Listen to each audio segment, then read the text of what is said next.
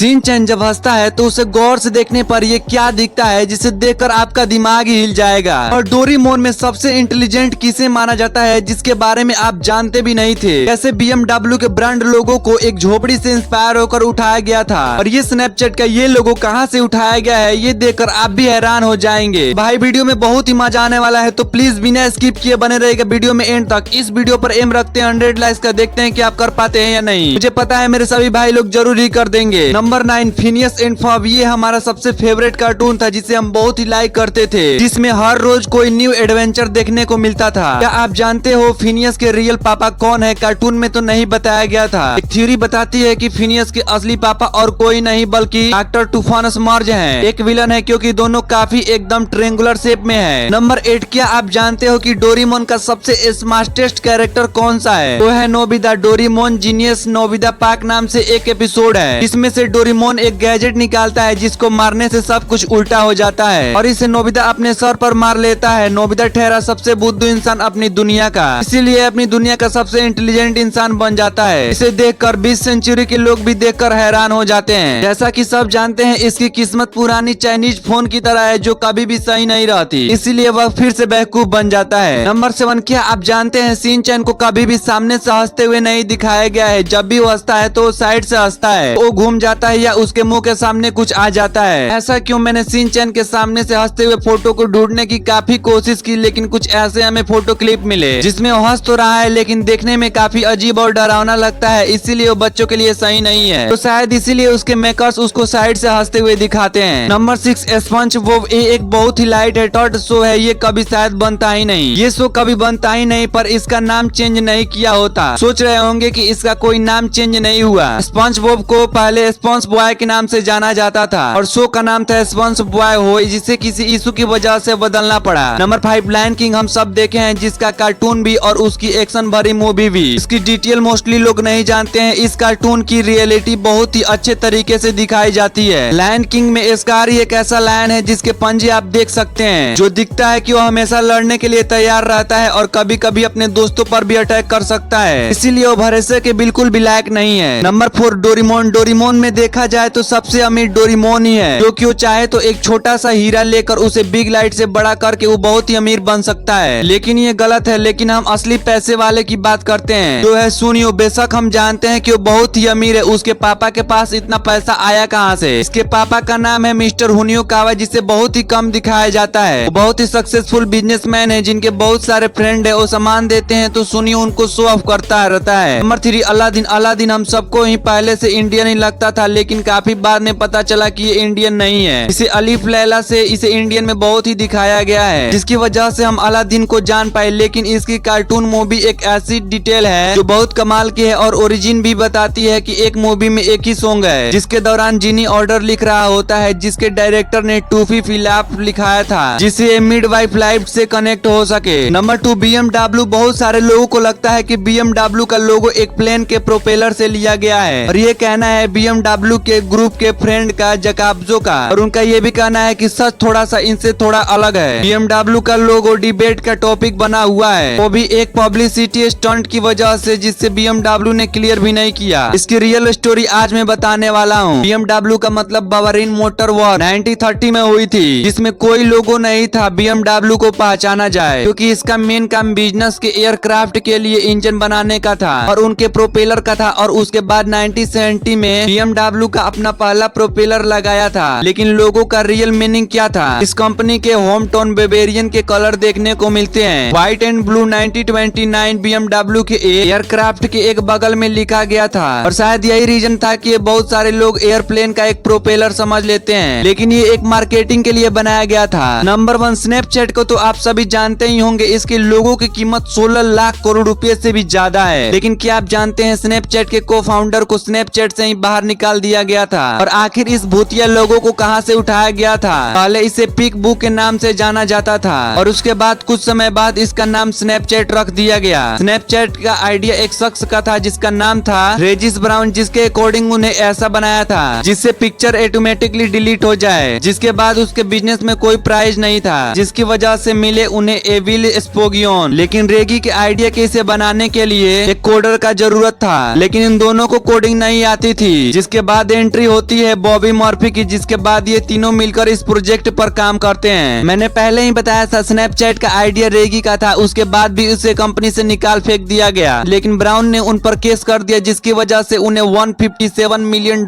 मिले थे। स्नैपचैट का लोगो कुछ ऐसा पहले दिखता था, लेकिन जब मौसम खराब होता है तो ऐसा वाइडन भूतिया अपने विंडो पर इकट्ठा करते थे, जो बिल्कुल स्नैपचैट जैसा दिखता है। तो मेरे भाई वीडियो एंड तक देखने के लिए आपको दिल से धन्यवाद। ऐसे ही और भी अमेजिंग फैक्ट वीडियो देखने के लिए सूर्या फैक्ट चैनल को सब्सक्राइब कीजिए। वीडियो को लाइक कमेंट में बताएं वीडियो कैसा लगा।